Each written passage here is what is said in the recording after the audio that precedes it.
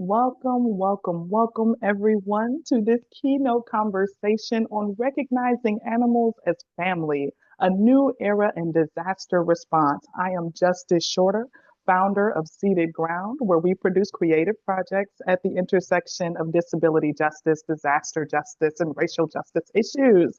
I am blind, so I am not on camera as a point of access. And if you want to kind of connect a voice with a face, you can check out my picture, which I believe is currently on screen. I am using multiple pieces of assistive technology today. We are joined today in conversation with two phenomenal keynote panelists, Aimee Gilbreath, President of PetSmart Charities, and Brad Kieserman, Vice President of Disaster Operations and Logistics for the American Red Cross. We're not going to read those aloud, but rather jump right into our fireside chat. Brad and Aimee, thank you both so much for being here. How you doing? Hey, Justice. Hey. Awesome. You both sound great. I'm happy that you're here. Now, Brad and Aimee, I want to start us off with a prompt that will ideally give our audience a glimpse into your perspectives and personalities here. So, can both of you introduce yourself by way of the following two prompts? I feel most prepared for blank type of disaster. That's the first prompt. Now, the second prompt is blank is the type of animal I would most wish to have by my side during said disaster. So, essentially, what type of disaster do you feel most prepared for in this moment? And then, secondly, what type of animal would you love to have by your side while navigating that type of disaster? Brad, let's start with you. That's an easy answer for me, Justice. I feel best prepared for no disaster. That's the answer I feel best prepared for right now. And other answer is equally easy for me. It is a dog. I had a dog, and I do not have a dog anymore. And my wife says I cannot have a dog until I retire. So I'm attention for me every day. Oh. Retire or dog. I got it. I got it. Listen, the wife is setting down the ground rules there for you, but hopefully you'll be able to find a Exactly. happy medium soon so we can get you a wonderful pet to be by your side in all conditions. Aimee, let's Indeed. come over to you. What's your response there? Well, like Brad, I feel actually prepared for no disaster, but I do come from Los Angeles historically, where earthquakes had me very anxious. So I have a full disaster kit in my garage, and I have a backpack. I have a go bag packed, and in it, there's not only materials for myself and my son, but for our dog, Reggie. So I also would choose a dog in a disaster, although my own dog will be a nervous wreck, and I will be comforting him. He will not be comforting me. That is understandable. And you are bringing up, of course, a huge point of conversation that I'm sure is going to be echoed throughout the entire conference, which is the importance of preparing for your animals during a disaster. So thank you for raising that at the very top of our conversation, Aimee. Brad, you have deployed out to countless disasters. So, can you give those who have never experienced displacement a sense of the type of challenges people with animals face, not only during evacuations, but also when we're talking about sheltering and long term recovery? Yeah, absolutely. We talk about evacuation and sheltering and recovery. Most people think about logistics, like getting out safely, finding a place to stay. But for people with animals, especially those who see them as family, and when I had my dog, my dog was part of our family, and I certainly would not have evacuated without my pet. I wouldn't even considered it. And so every step then becomes more complicated and more emotionally charged. Just like Aimee said, you may be comforting the pet may be comforting you. So during evacuations, the biggest barrier is transportation and access. Not everybody has a car or a crate or even warning time. And so people are really forced to make I would say they're impossible choices. Do I leave immediately or do I stay behind with my animal? Do I try to take my pet with me? And many people will delay evacuation rather than abandon a pet, and that creates further complications. So, even though we've made progress in sheltering, and we'll talk about that, pet inclusive sheltering is still inconsistent around the country, and that's an area we really need to work on. Yeah, talk to me just a little bit about that long-term recovery process because often when the cameras leave, sometimes there's this false sense of everything is Yeah, done and everything is back to normal, and that's not the case. I have worked out in disaster zones. I know that recovery can be a years long process. What does that mean absolutely. for people and their animals? Absolutely right. I mean, for long-term recovery, the challenges become quieter, but they're just as serious, sometimes even more serious. So housing shortage nationwide and even fewer places to live that will take pets. People don't think about this, but I see it all the time. Financial strain from veterinary care or lost pet supplies, especially people who are living on a limited income. Some people get one social security check a month. And so if disaster happens early in the month, there's no check coming for another 27 days. So that can be one. And then last but not least, emotional trauma. If you have to be separated from your pet or you've lost your pet, um, animals are often a source of stability and identity for many of us, and that's especially true after a disaster. And so when people lose access to that relationship or they fear losing it, then that compounds the trauma. And that, Justice, that's long-term recovery. Hmm. Aimee, I want to bring you in here because PetSmart Charities and the Red Cross now have a new partnership. So tell me, how has PetSmart Charities helped the American Red Cross navigate challenges in animal welfare? Some of those challenges that Brad has been talking about. Well, one of the biggest things that I think we've helped with is being a connector and a translator. Because while we all care about pets, we all also have our own expertise and our own lens.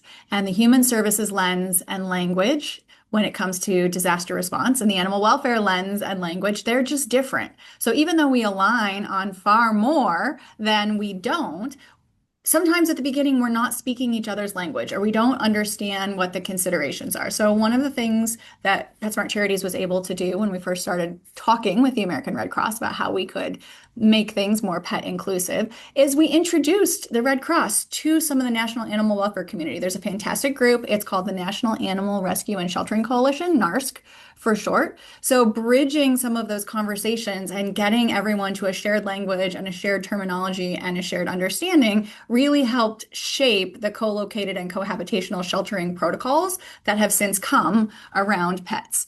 So being able to set expectations with everyone, making sure animal welfare partners understand what the Red Cross is thinking and what capabilities they have and vice versa, that clarity has helped everyone be more effective together. Clarity is certainly needed in a point of crises when everything feels way more chaotic. It is, quite honestly, way more chaotic than it is on a day-to-day basis, typically pre-disaster. Brad, come on back in here. Let's focus on people who are houseless with pets Yeah. pre-disaster. Moving forward, what can we do collectively in service to their safety, dignity, and sense of belonging during disaster? Yeah, this is really this is a very intense issue right now. First of all, begin from the premise that disasters don't actually create vulnerability, they intensify existing exclusion and vulnerability. So when we think about people who are experiencing homelessness and what they rely on their animals for, it can be anything from safety and protection to emotional support and companionship. It can be a sense of purpose and routine.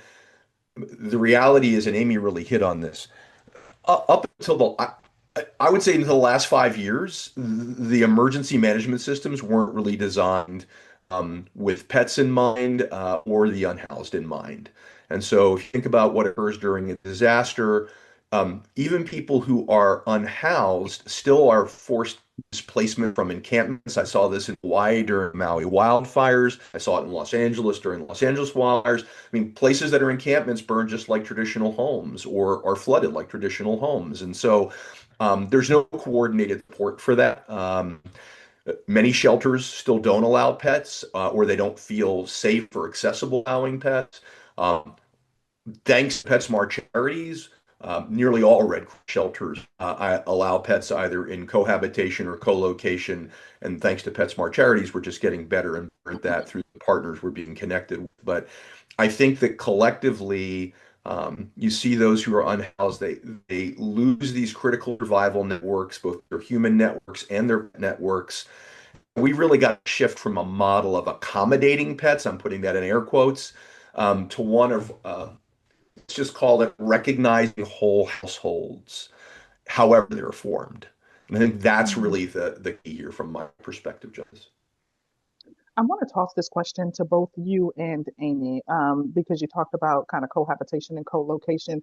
If you all could give us a dog's eye view of what an animal experiences when they come into a Red Cross shelter now with this new partnership in place, with the Red Cross and PetSmart Charities. How's their experience different? If you could kind of give us a dog's eye view, what would that be? Aimee, any thoughts or reflections from you on what that could look like for an animal? How that experience is Sure. different? How they play a role? I can speak to a systems integration that we've helped enable, and then Brad can probably talk about what actually happens on the ground in terms of staffing Mhm. and experience. So when we first started working with the American Red Cross, their intake system, which then is the key to everything that happens after in terms of understanding what needs a family might have and connecting a family with resources, didn't have any way to track that that family had a pet.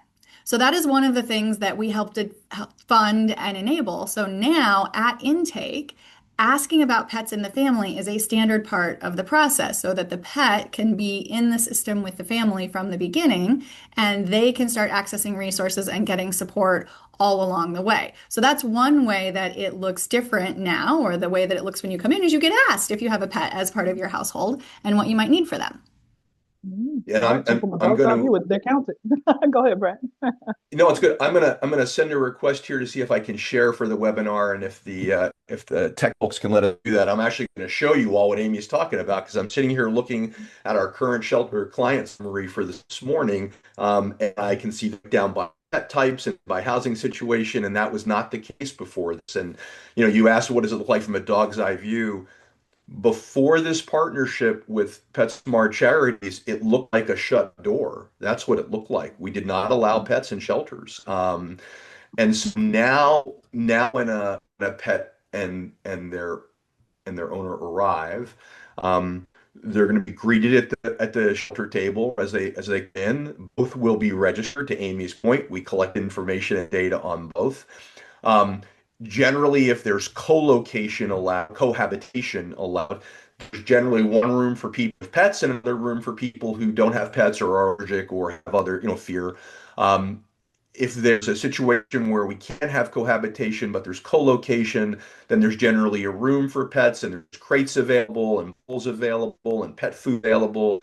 We work with all sorts of pet partners, and most communities really show up for their animals as well as their people.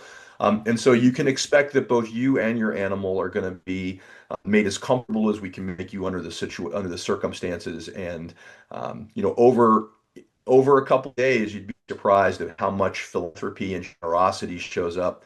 And suddenly pets have toys to play with and a variety of food. It gets better over time. But the answer, I think, is thanks to PetSmart Charities, it's not a closed door anymore. Mm. Aimee, come on in here and share a few lessons that you've learned from your work supporting families with pets throughout disasters. What do you feel is commonly missed during conversations just like this, right? Or are there any areas that you feel are deserving of greater attention and resources? Well, Brad touched on this, and it's part of why our partnership works so well, is that now we are viewing pets as integral members of the family. They are part of the household. They are not an addendum to the household. They are not an afterthought. I think that historically, and in some spaces still, gets missed, that those pets are loved as family members and treated as family members. And now we have all of this evidence of how wonderful pets are for our physical, mental, and emotional health. So if you think about a crisis situation, the thought of having to leave behind or be separated from a family member, incredibly distressing. And particularly when that family member may be one of the sources of compassion and support for your well-being. And during a crisis is when that support is going to be most important, and particularly for folks who came into a natural disaster more vulnerable. So the idea that at a time when you would need the love and support of a pet most is a time when you would be separated from them. I think the logistics of why it's difficult, and it is challenging to shelter humans and animals together. But I think the logistics of that conversation maybe had folks miss the importance of the human animal bond and the reason why during a crisis that is as important as ever. You bring up an important point here, Aimee. You talk about separation of families, and I think about this a lot in terms of individuals who are dealing with multiple forms of marginalization. I think about individuals with disabilities who are separated from their caregivers, separated in some cases from service animals and assistive technology. So, Brad, I want you to come in and share any reflections on how social and racial inequities show up in emergency policies and practices. What are the direct or material impact on some of those multi-marginalized disaster survivors with pets? including individuals with disabilities. Any thoughts there? Yeah. Yeah, absolutely. I think that as we talked about, disasters reveal and amplify. It's easy to say that disasters created inequity, but the reality of it is it just reveals and amplifies existing inequities. And so I think when I was growing up in the profession, we assumed a default survivor. By the way, back then we called them victims, right? So now we don't do that anymore. Recognize that in fact you're a survivor. And the default survivor was someone who was housed, someone who was able-bodied, someone who had transportation, someone who had documentation, someone who had flexible resources. And that is not reality for most people. And it's certainly not the reality for many communities. So we see inequities show up in a couple different ways, just as like evacuation orders. Sometimes those evacuation orders don't reach or even account for marginalized communities. We talk about shelter rules, excluding pets and service animals, which is illegal, by the way. Housing recovery systems that penalize renters, people without documentation. And so if you think about any survivor, I'll call them multi-marginalized. There are multi-dimensions in which society is marginalizing you. So the impact becomes if you have a disability and you're depending on an animal for daily functioning, you're still facing barriers to access, that inclusive sheltering. Language barriers prevent people from understanding where their animals are allowed to be, and then that results in friction. And then finally, financial inequities. And that's huge, right?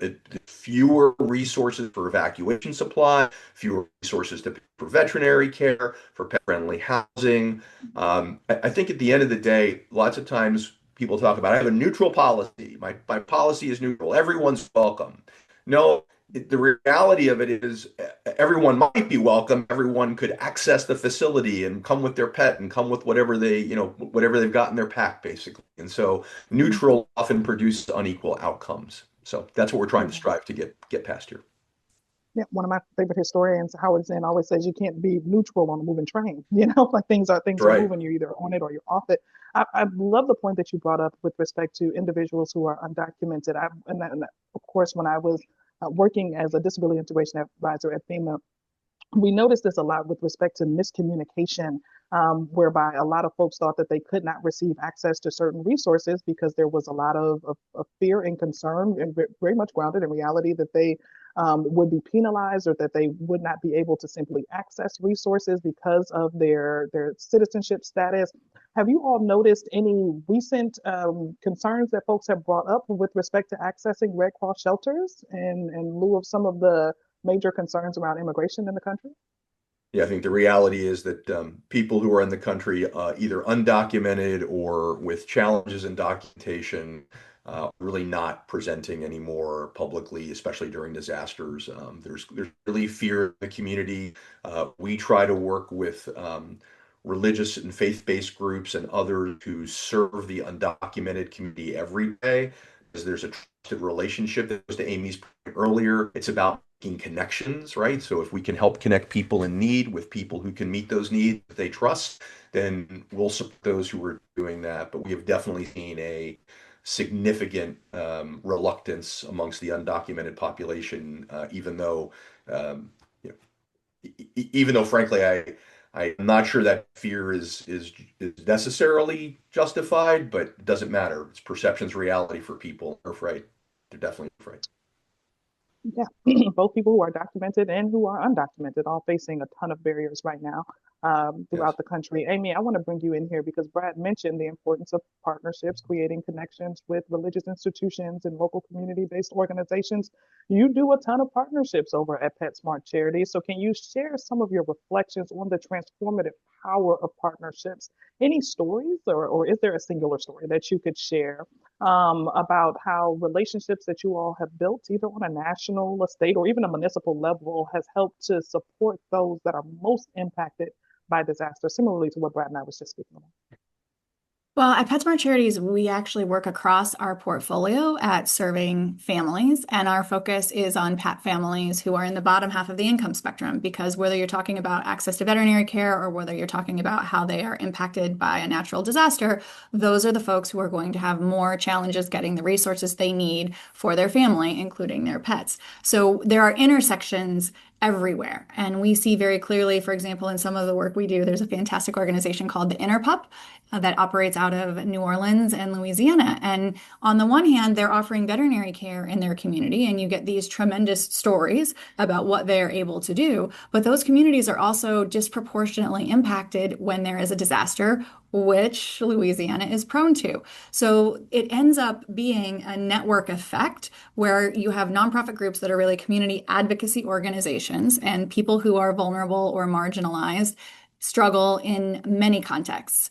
In partnership with the American Red Cross, one of the things that we're most proud of and excited about is the development of a pet liaison role. So now, whenever there is a natural disaster, there's a trained pet liaison within the American Red Cross structure that shows up and is working to meet the needs of people with pets who are coming into care. And even those folks are not just working within the American Red Cross set of resources, because as Brad has said, the community shows up. So the community shows up with other kinds of resources and other kinds of support. And those pet liaisons are the American Red Cross point of contact with pets and families. But it goes much more broadly than that because none of this operates in a silo. Mhm. Talk to us a little bit more about that, Aimee. How many pet liaisons will deploy? Are they already out there? Is the plan to get them out there in the next 3 to 4 years? Are they already operational? So we are just about to enter the next grant period with the American Red Cross. So we've been working together now for 5+ years, and pet liaisons already exist. They are Yep. already out anytime there is a natural disaster. Brad can talk to you about exactly how many there are, but this is something that exists and it works really well. Yeah, I agree. I'm going to share my screen. Thank you for the tech team for making that possible here. So, just want to just share a bit of the reality here of what Aimee and I are talking about. So, you are about to see a live feed into the Red Cross's disaster management system. This is live data. This is not a dog and pony show. This is what we use. And actually, I didn't realize I was saying dog and pony show on this particular thing, but it's not dog and pony show. And so you can see up here, we've got this is all of our summary of our current shelters that are open right now. You can see that we have breakdown by pet types. Not a lot of pets in shelters today, and that's disaster levels are down right now. But you can see whether there's co-location or cohabitation here. These are cats and dogs. Literally, you can see here, we see the trend line, and you're like, well, that's great that you've got this pretty chart. To do this, you've got to have systems from the portable hand-based applications in which our teams are logging shelter counts of both animals and people, and then you've got to have systems that can basically process the information and manage it, and then it's got to be able to be visually displayed and tracked and flagged. And so it takes an awful lot just to get to the point. You don't have to responder. I'm just going to show you here for a second. Here's how we accurately report pet information at shelters using our shelter client information application. Here's our doctrine on household pets at shelters.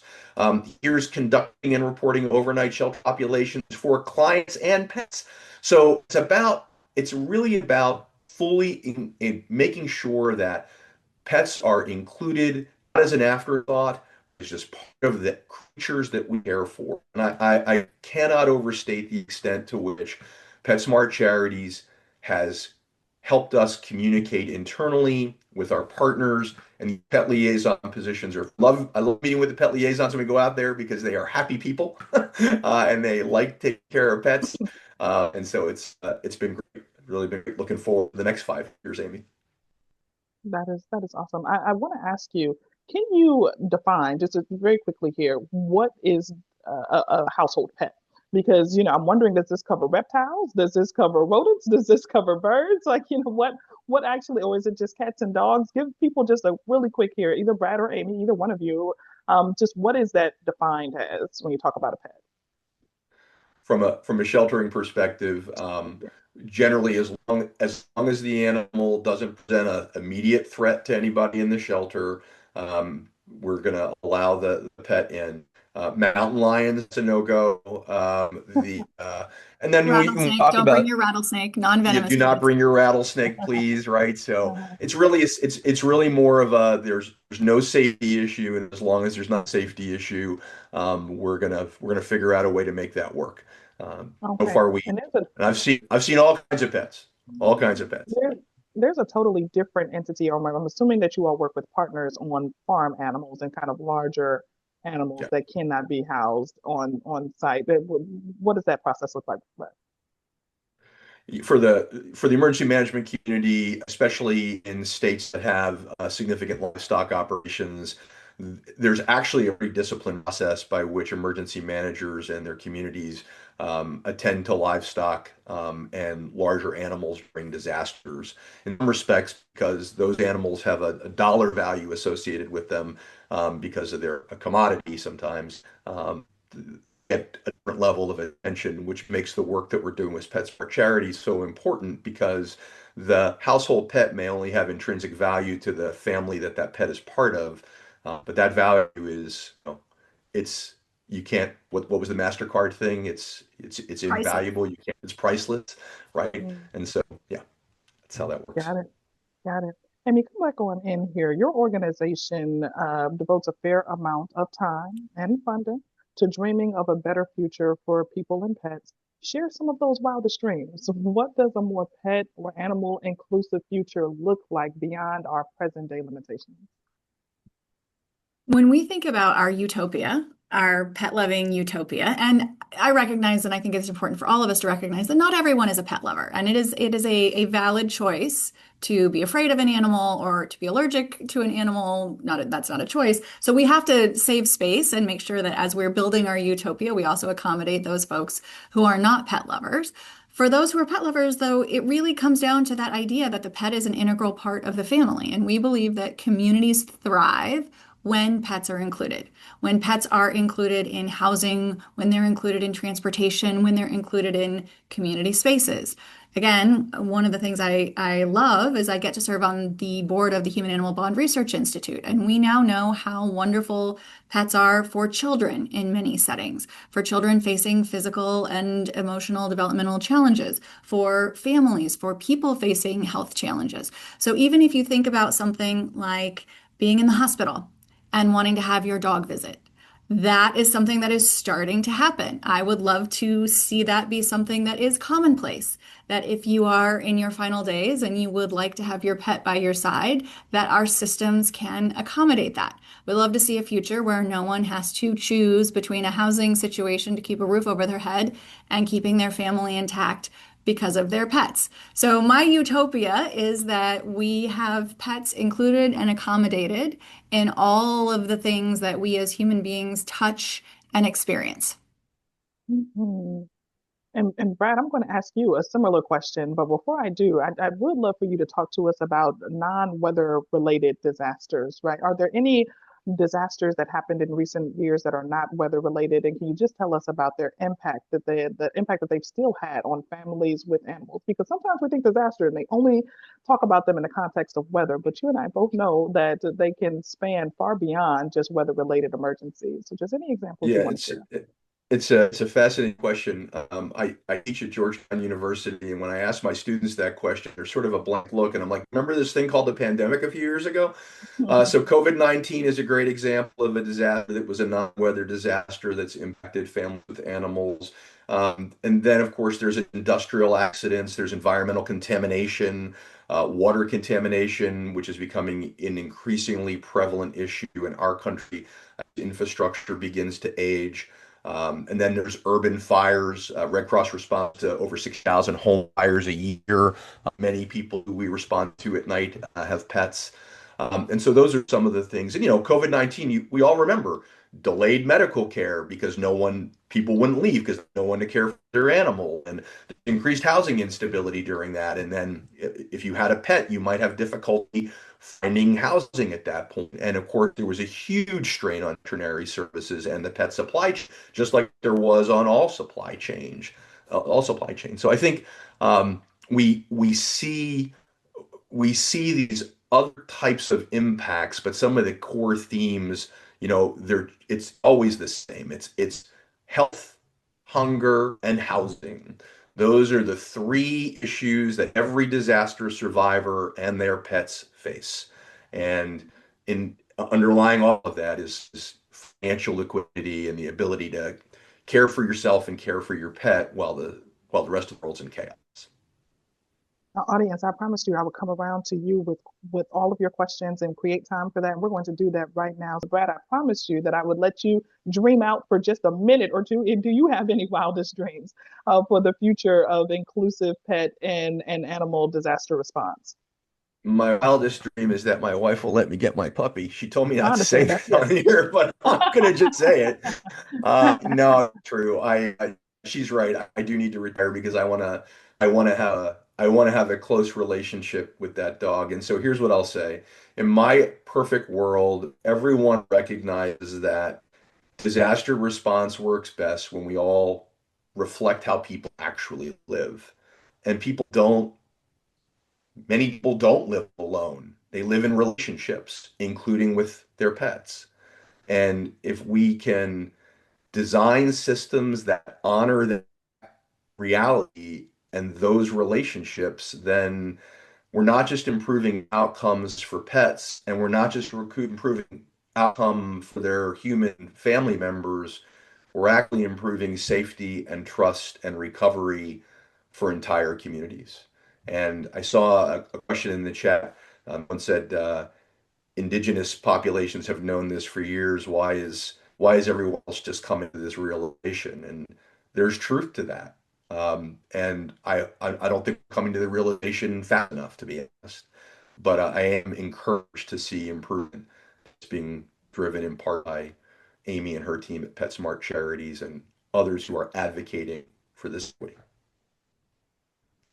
All right. Now, Vanessa, I'm going to invite you to come on off mute. Do you want to give us some of the commentary that's been happening in the chat, as well, of course, of some of those questions that people have been posing?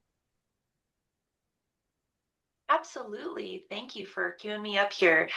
So one of the first questions we have is, how can we make sure that animals are helped in natural disasters? Aimee?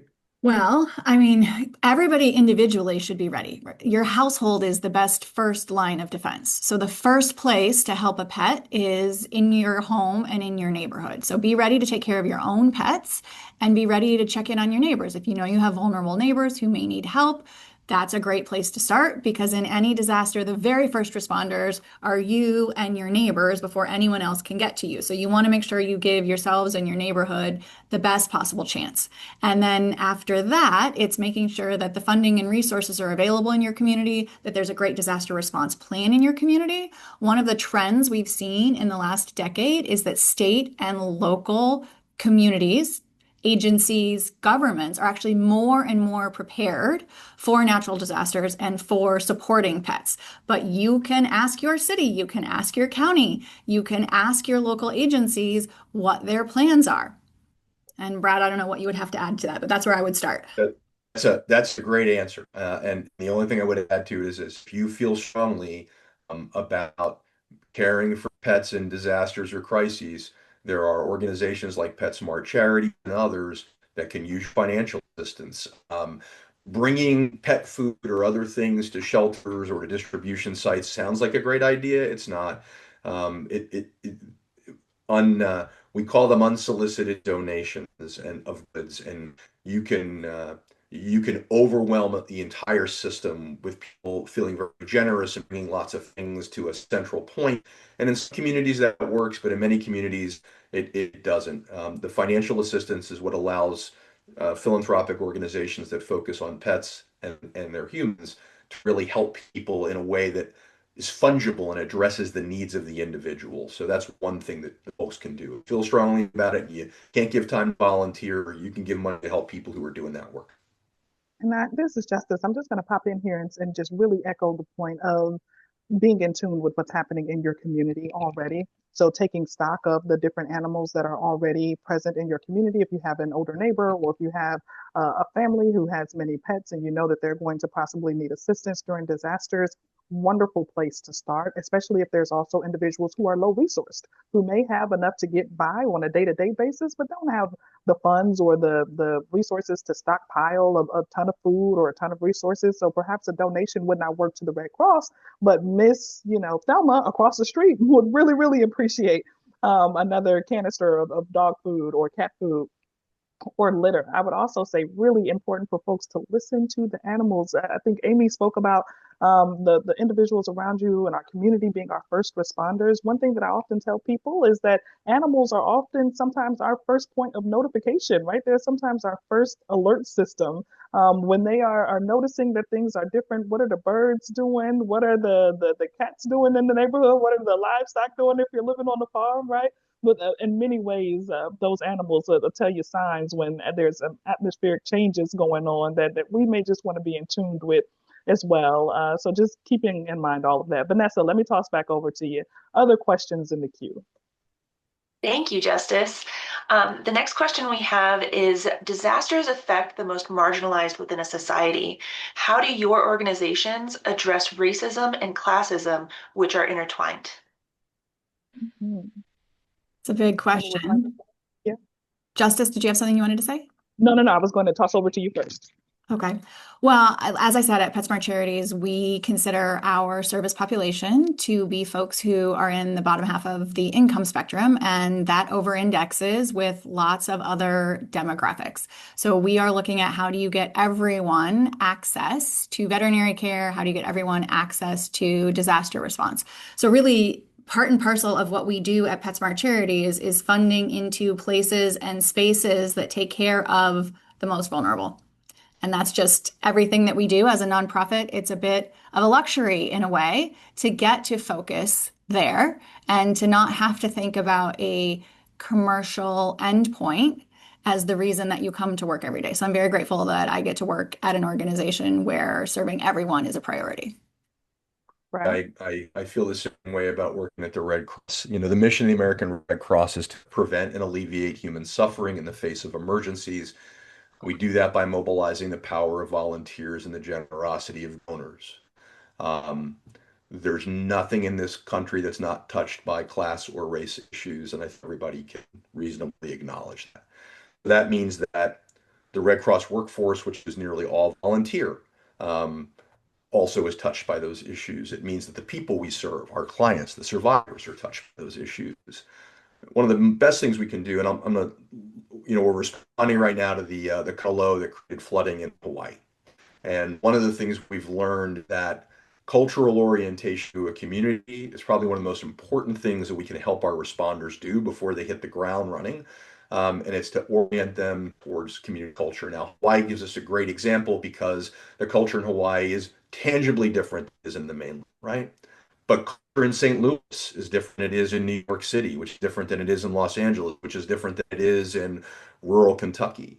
And so one way that we strive to address issues of classism and racism is by making sure that, one, it's not just that everybody's welcome, it's that everybody's welcome. We prioritize those who are the most vulnerable or marginalized because those are often the folks who are greatest in need. And it's about educating our workforce about the cultures that they're about to serve and recognizing that it's service. And so I think that's a big part of what we all want to do. Yeah, And integrating those hot washes. That's really important. I was just going to note there, Brad, into integrating information that you learn post disaster, and those kind of hot wash reports when people say this was a concern, this was a challenge, this did not work, and changing accordingly. We had that situation in terms of individuals who are transgender and restrooms and not having access to those in shelters back in my day, and so constantly reporting on that. Aimee, you were about to say something. Well, I was going to say that we rely on the American Red Cross to be the feet on the ground, the people on the ground. We're a grant maker, not a program operator, but something that we do in our grant making that is very unique is that when we are granting into communities that have been historically excluded, so for example, from veterinary care, we actually require our grantees to do community engagement for the first year before they start offering services. And we provide them with a community of practice and a curriculum and an expectation that they are co-developing their service offerings with the community. Because in animal welfare, we tend to have a lot of assumptions about what a community needs that are not accurate. And so we actually have a requirement of our grantees that they go and listen to the community before they do program design. Got it. Got it. Vanessa, I'm going to pull you back in here and we'll try to do like the next couple questions, almost lightning round here, folks, in terms of our responses, because I want to get as many in as possible. Vanessa, next question. Thank you. So the next question is, given that locations do not allow pets with their people in the past, how are you getting the word out about this new development that pets are welcome with their people during disasters? Yeah, Mhm. there's a number of things going on here with this one. Last year, I personally met with many of the directors of emergency management around the country to update them on changes to Red Cross policies and operations. That was one of them. I want to just share this on our website, redcross.org. This is under the Get Help. If you click on that, and it says, "Can I bring my pets to a Red Cross shelter?" right on the front of the page. And it asked earlier, what kind of pets? Small birds, rodents, fish, amphibians, reptiles, absolutely, and your dogs and cats. And so, and it's, Aimee talked earlier, planning. Every time we're going out and meeting with planners and communities, we're letting them know the policy has changed. And we're going to keep getting that word out as we keep getting better at this. Got it. Got it. Aimee, anything to add before we pop back over to Vanessa? Well, I would not on that subject. We are encouraging the American Red Cross to have a great system on their website. So coming soon, hopefully on the website, you will be able Yes. to see a very clear designation of which shelters are pet friendly, because there is still a nuance, which is that the shelters that are run by the American Red Cross entirely are pet friendly, but sometimes through cooperative agreements with states or counties, there are shelters where the Red Cross is involved but doesn't have full control, and That's right. those may still have some different policies. So coming soon, a way on the Very website to good. really easily see which shelters are going to take And not just on the website, but in the Red Cross app. So if you download the Red Cross app, it'll be on the website and in the app, thanks to PetSmart Charities. So thank you. Awesome. Awesome. Awesome. Good stuff. Good stuff. All right, Vanessa, next question. Next question, there is a concern that now pets and owners have housing, but what happens during the day when they need to go to work or an interview or an appointment? Oh, Hmm. yeah. I mean, if you're in a shelter, your pet is welcome to stay in the shelter, and the pet liaison that Aimee talked about will be shelter to care for the pets, and that's a 24-hour service. So just like people are there to care for people, people are there to care for the pets, and we'll make sure your pet is fed and watered and all of those pieces. So just like Awesome. your child, we have childcare and shelters as well. It's for the whole family. This is good. This is good. We have a 2-minute warning here. Vanessa, can we get one more question squeezed in here? Yes, absolutely. So most people think of dogs or cats as a pet, but there are people that have birds or other animals. Is there a limit to the kind of pets that you co-shelter? I think we kind of Just, answered that one yeah, already. Yep. yeah, just the Yeah. safety. Mhm. Yep. Yep. The same thing. That they said that those animals are welcome as long as they are not venomous or No violent, or rattle, where no we no pose rattlesnakes, no rattlesnakes. Gotta draw the line. pose yes, pose a threat, a physical threat to others in the shelter. So any other ones, Vanessa, we can hit before we close? Yes, I think another good one that had come up is, are there any links or toolkits for those documents or templates that you've mentioned during this chat? So I'll Well, let that's a Brad good point. take one, but there are definitely what I would encourage everybody to do is it is springtime, is go look at some American Red Cross resources about preparing your own disaster kit for your home so that you can be safe and secure, and then encouraging your friends and family to do the same. And Brad's got great resources for that. Yep, we have that online. So does FEMA, and I believe if you're in emergency management, if you go to the National Mass Care Strategy website on nationalmasscarestrategy.org, there's actually more detailed work for professionals on making sure we can create pet-friendly environments in disasters.